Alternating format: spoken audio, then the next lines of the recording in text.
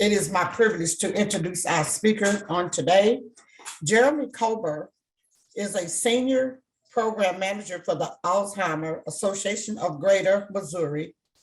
In his role, he connects communities to associations and community resources through education, support groups, early stage programming, and winning friends. His mission is to serve the people he meets and help them navigate the journey of dementia while working hard to help end this disease. I present to Sam, introduce to other, Jeremy Koerber. Take it away, Jeremy. My goodness, that was fantastic. I don't know if I can live up to that. That was incredible. Really great to be here. Thank you. And also, it's very great to see a lot of familiar faces because I had the opportunity to present about a year ago, I think, to the same group. So thank you for having me back. I know time is short. So what I want to do, and I also want to be cognizant, it seems like there's some individuals that have called in via phone. So I'm going to do the best that I can to utilize the presentation that we have up on screen, but also walk through some really key points and make it as interactive as possible. My suggestion, if you have a question or a comment, please throw it in the chat. I don't mind if you come off of mute. I mean, I would love to have this be a dialogue versus me just speaking towards you for the next 45 minutes or so. But with that being said, let's get to it. Learning objectives today. So really what we're going to do in this particular discussion is really compare and contrast Alzheimer's and dementia. And you're going to hear me say over and over that all dementia is Alzheimer's, but not all, all Alzheimer's is dementia, but not all dementia is Alzheimer's. There are differences. We're going to talk a little bit about that. We're going to recognize how Alzheimer's disease affects the brain and list some risk factors for the disease on top of different stages of the disease. You know, you've heard it, might have said before, early, middle, late. Some organizations use a little more broad-based, and that's fine. We're going to talk about those stages.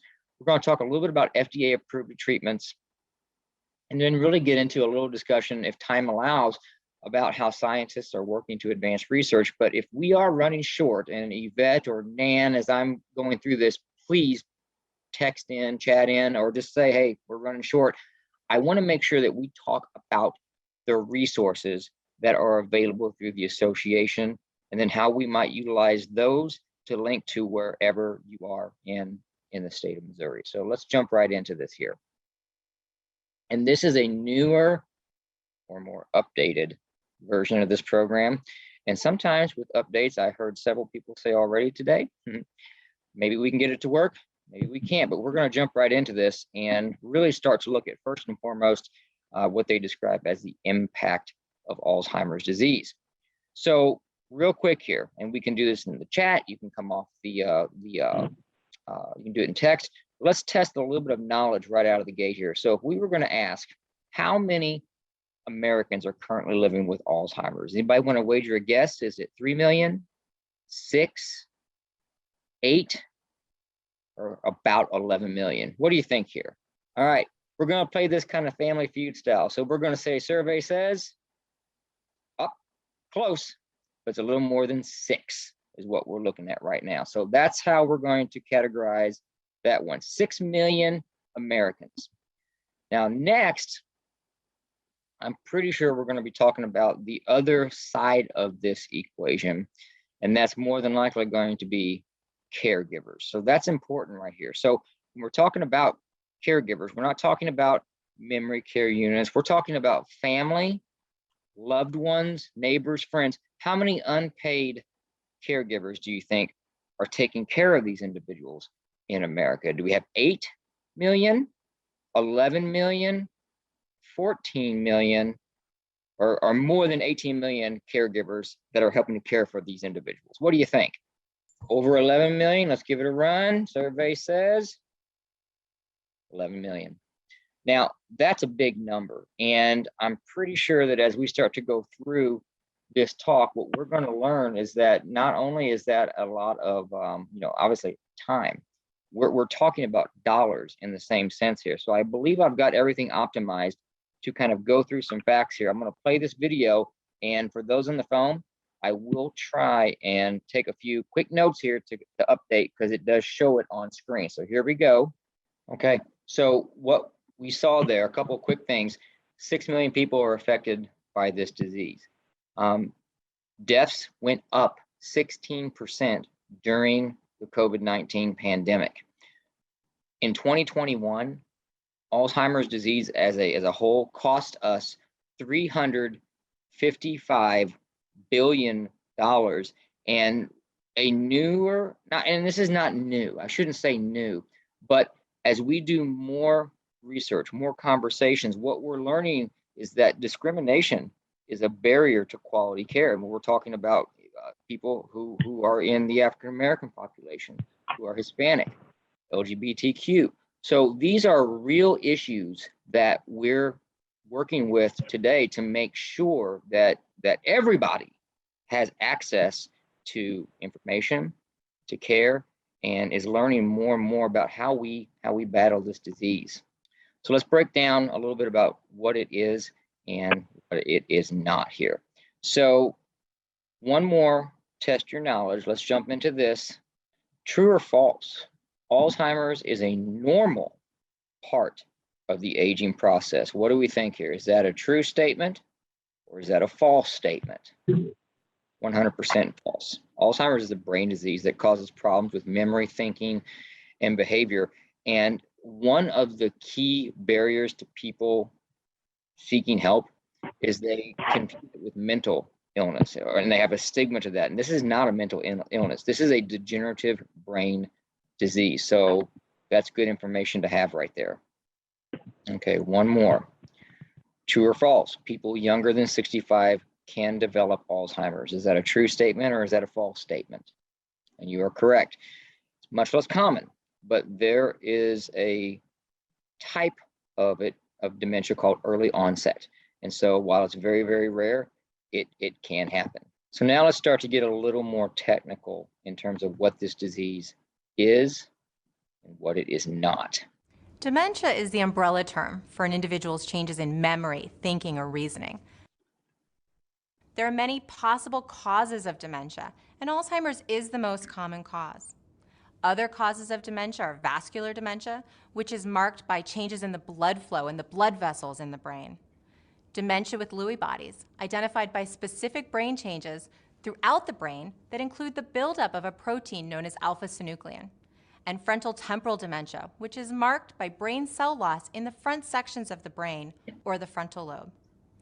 Each type of dementia may have distinct characteristics to cause specific behaviors in the individual. But there is also some overlap in behaviors among the types of dementia. Okay, so why is a diagnosis important? Of Lewy body was helpful in our planning because we began to understand where this was coming from in the brain, where otherwise we would not have known. Like we knew something was happening, but what was it? To give it a label actually helped, although it was a big umbrella. It explains some of the characteristics and symptoms that we were experiencing and seeing. And I think that video might have clipped out there for a moment. So what the person in the video was describing is that they really didn't know what was going on, but that they understood that at a certain point, planning was really, really critical. And that is something that we advocate quite readily on a daily basis because we understand that disease is scary. We get that. A lot of the diseases are scary, but this is one that is really important to get ahead of as quickly as you can because of the planning dynamics. Financial, who's going to care for who, that's important. We see that in the Kinship group itself with what we're doing here. So now we're just putting in more information or a different layer to this. So that's really the key driver of what I want to talk about when we say, why is it important to find out what it is? It's so that you can plan. All right, a quick recap. So dementia is the general term of a collection of symptoms, and Alzheimer's is the most common cause of the disease. We said through the true and false that it is not normal and it is progressive. So that is the key takeaways as we're trying to understand exactly what this is. So let's move on to the next section here and talk a little bit about really Alzheimer's in the brain. All right, we're going to hear from another one of our association experts. More than 100 years ago, Dr. Alzheimer described specific changes in the brain, what we now call the formation of plaques and tangles. Alzheimer's is a progressive brain disease that's marked by these key changes and impacts memory, thinking, and behavior. The brain has three main parts: the cerebrum, the cerebellum, and the brainstem. Each one plays a role in how the body functions. Alzheimer's disease causes nerve cells to die, which leads to brain tissue loss and causes loss of function and communication between cells. These changes can cause the symptoms of Alzheimer's, such as memory loss, behavioral issues, problems with thinking, planning, and at the end stage, swallowing. Okay, let's recap this. So more than 100 years ago is really when the first, I guess, identification of this disease was identified. And the biggest thing is, Yvette says she's a yoga instructor. I'll put it in my terminology. I'm a personal trainer. So when I think of muscle shrinking, think of the same thing with nerve cells. The brain actually gets smaller because nerve cells are dying. And that's going to make a big difference in terms of how people's memory is affected, their thinking, and really their behavior. So let's talk a little bit about risk factors. This is one of my favorite right here. We get this question and these concepts all the time when it comes to family history, when it comes to a lot of different factors. So let's jump in. Let's play another game. I think this is important because these questions, while they may seem a little simple, I think it does help to kind of set the tone for what we either know or think we know. So let's break this down. What's the greatest known risk factor for Alzheimer's disease? Is it genetics, family history, or is it age? What do you think? I'm going to pick one. I'm going to say family. Nope, I'm going to go genetics. And I was wrong. It's actually age. After age 65, the risk of Alzheimer's doubles every 5 years. And 34% of people age 85 or older have some form of dementia. I won't go so far as to say of Alzheimer's, but some form of dementia. All right, let's go next. We're going to hear from another association expert. Alzheimer's disease is marked by specific brain changes that result in the clinical changes in individual experiences. That is, changes in memory, thinking, or reasoning. And ultimately, Alzheimer's is fatal. The exact cause for these changes is unknown, but there are some hints as to what may contribute to an individual's risk. Age is the greatest known risk factor for Alzheimer's, and when we look at populations of people, we see an increased risk over the age of 65.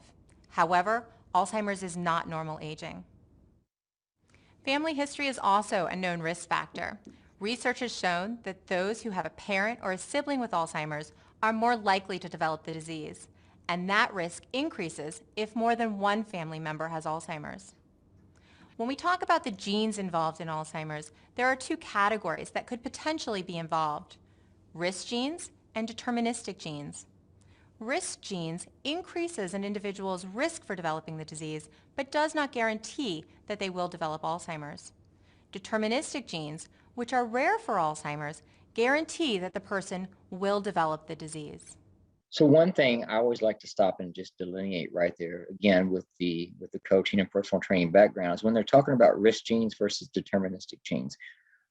Think of it in terms like this. If you have diabetes that runs in your family, maybe mom had it, maybe a sibling has it, maybe your blood sugar is starting to creep upwards, what exactly is going on in that dynamic? So yeah, from a genetic perspective, yeah, you may have a higher risk of developing diabetes, but then if you look at another sibling that maybe doesn't smoke and they exercise and they eat maybe a little better, what you're going to find is maybe they don't develop diabetes, or they do not develop it until later on down the line. A deterministic gene, to give kind of a similar example, would be there are certain types of breast cancer that you can be tested for that will say, yep, this is probably going to happen right here. So both are risks, but one is a much, much higher risk than the other. Now, populations that are higher at risk, Hispanics are about 1.5 times more likely to develop dementia than Caucasians. African Americans are about twice as likely to develop the disease as whites, and almost 2/3 of Americans with Alzheimer's are women. I've seen a question come through here. What about brain injury? It's a great question.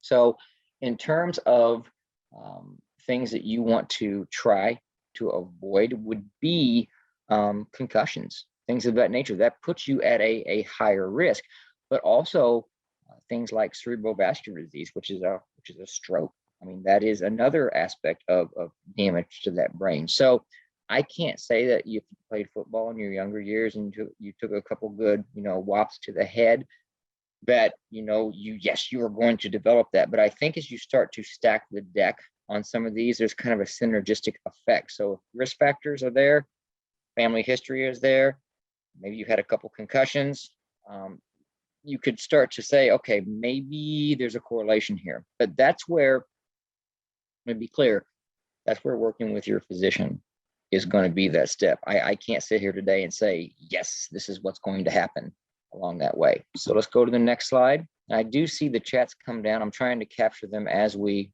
go through. So again, age is the greatest known risk factor, and family history is important as well, but age seems to trump just about everything. We've already gone through the differences between risk and deterministic, and then also identified the fact that Hispanic population, African American, and women are at increased risk. Now, let me take a time out right here. One of the things that we talk about a lot is research studies, or our research studies. And I think the big key is that we still have a lot of trouble recruiting for those. And if you have an interest in that, you can feel free and reach out, because we want people of all walks of life, of backgrounds, of ages, both who have the disease, both who do not have the disease, because what we're trying to understand is really the why. Why do some of these groups or genders have different risk rates? And so the only way we know that is through more and more research. So if you're interested in trials, please reach out to me and I can facilitate a conversation. Let's go into the various stages of the disease. All right, so we've got a couple videos I'm going to play up here, and it kind of breaks down really what does living with Alzheimer's feel like. So first, let's talk about the video called A Different Kind of Forgetting. It's a different kind of forgetting. It really, really is. It's not just forgetting where I put my car keys. It's much deeper than that. And for example, I cannot read a book. I used to be a voracious reader, because by the time I turn a page, I have forgotten what I had read. And if you're reading a novel, you have to know what transpired before in order for you to continue to read on. And so I can't read a novel, so I've even stopped trying. And one of the big keys or symptoms that we see as people progress is simply losing words. I sit there, I stare at it. It's crazy what numbers I can't deal with anymore. And in some ways, that's the disease to me. The other thing that I've increasingly been struggling with are words, which I've dealt with words my entire life, as an avid reader, as a reporter, as a writer. I struggle with them now. In terms of frustration, I've seen this with my own family members, and I've seen this with a lot of people that we work for. The disease is frustrating, not just for the caregiver, but obviously for the person who's going through the journey. And when you're unable to deliver, or you're not performing at the same pace that you once did before, that's frustrating. It's frustrating to not know where you place things. It's frustrating to not be able to explain to someone the problems that you're having. You can't articulate it in a way. It's frustrating to read something and you forgot what you read. It's frustrating to continuously have to change your password, and you just changed it last week, and you're constantly doing the same thing over and over again. And then one more quick video here in terms of why we talk about the importance of early diagnosis. About my dementia is that it is progressive, and I'm finding that I'm forgetting more. And they do memory tests for me all the time at the doctor's, and so that becomes a little disconcerting at times, to see my cognitive impairment continue to decline. But again, I really have hope. I don't live really in the future. I can't live in the future. I can't worry about what the future is going to bring. I have to live for today. So if we look at the disease as a continuum, and this is one of the more updated portions of the slide, you go from symptomatic, so no cognitive symptoms, but possible biological changes in the brain. You know, some researchers said that these changes in the brain start to occur upwards of 10 years prior to any type of symptom. MCI is what they call mild cognitive impairment due to the Alzheimer's disease. This is what our doctor has diagnosed my father-in-law with at this point. Early stage of cognitive ability loss. I wouldn't describe it as what you would describe it, baby dementia, but you're starting to see things on a more regular basis. Now, the way that we actually categorize the dementia due to the disease itself, so you know, a label has been given, is mild. So this is memory loss. It's going to affect some daily activities. Moderate is more pronounced. All right. So, you know, how would you describe that? And there's really no black or white area, but this may be the time frame where, you know, a person decides, you know, driving might not be the best thing anymore. Or, you know, maybe if they used to manage the checkbook, now that's a caregiver or a family member that's doing that. Severe is in the final stages, and that's where most of the time people are not verbal. There's not a lot of communication at that point. So that is the continuum from going from asymptomatic to those final stages. All right, so let's go through the FDA approved treatments. There's been some news in recent days as well regarding the medication Aduhelm. I'll try to give you a little update on that as we walk through this here. But if you look at the different medications that are in here, from basically 96 to 2014, the medications that you're looking at right there are drugs that help to dampen symptoms. So, and I've even heard physicians in meetings talk about the fact that, you know, the earlier you get on there, it will slow progression. And unfortunately, that's not true. So Aricept, Namzaric, Razidine, Exelon, the importance of early diagnosis is that when you are able to get on a medication like this, it will help to dampen symptoms, but it does not slow progression. Now, last year, there was a medication that came out called Aduhelm, and there's a lot of controversy with this right now, up to and including how it will be covered. Will it be covered? Will it only be covered if you go through a clinical trial? And, you know, I can't speak to that today.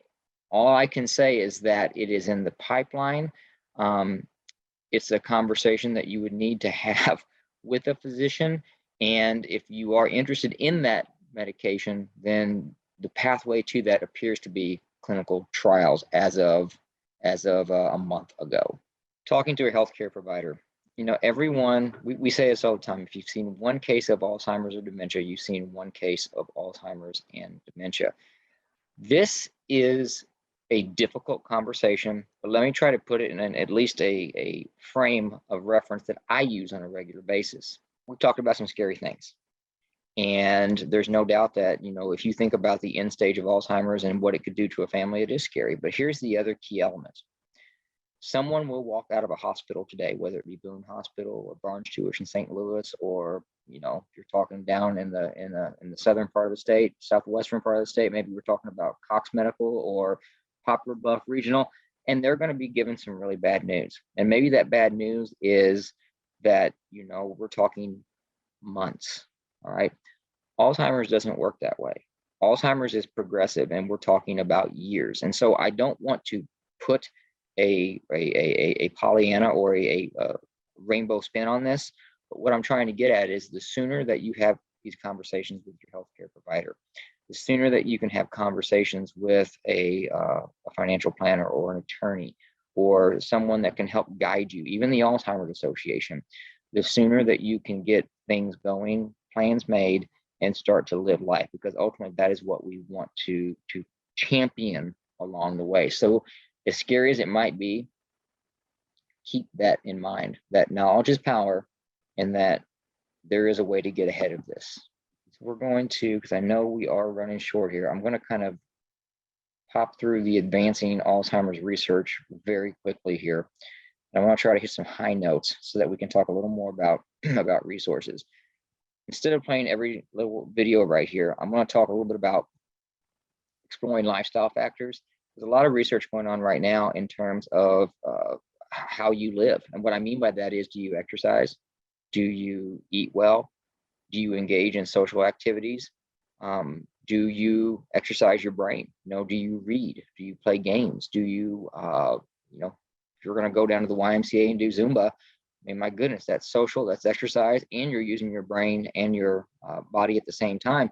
That's what we're talking about. And so they're looking at a lot of things on top of different backgrounds, different races, different genders. And that's important because even as we're looking at a potential medication like an Aduhelm, we need to understand how it affects all people, not just white people or not just Hispanic people. And so that is not a limiting factor, ladies and gentlemen, but it is an issue because in order to learn more, we need people who are volunteering to say, yeah, I'll hop into this study.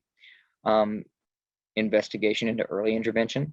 All right, so this is not necessarily Alzheimer's Association related, but as a personal trainer and a coach, I do a lot of reading and continuing education.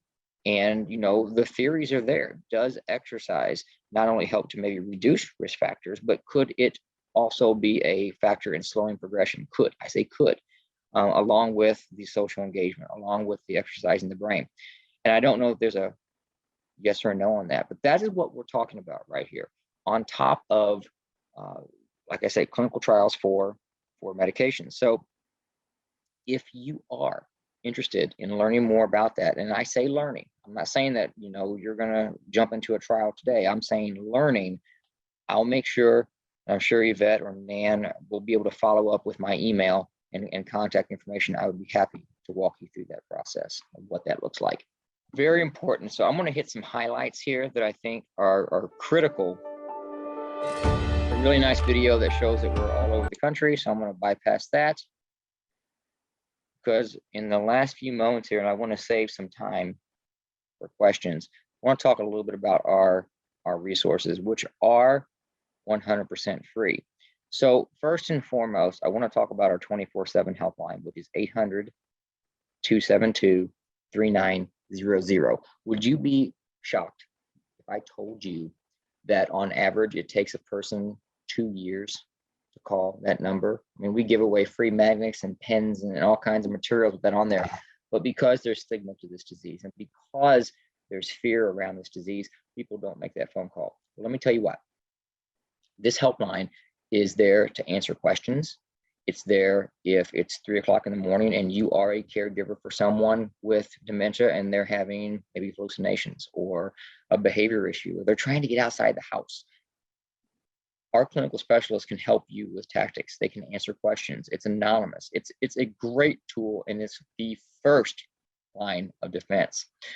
The other thing that I would suggest would be what's called our care consultation program. Now, a care consultation is a free service where you and a loved one or family member sit down with a social worker and put together a plan. So this is typically after a diagnosis, but here's the benefit.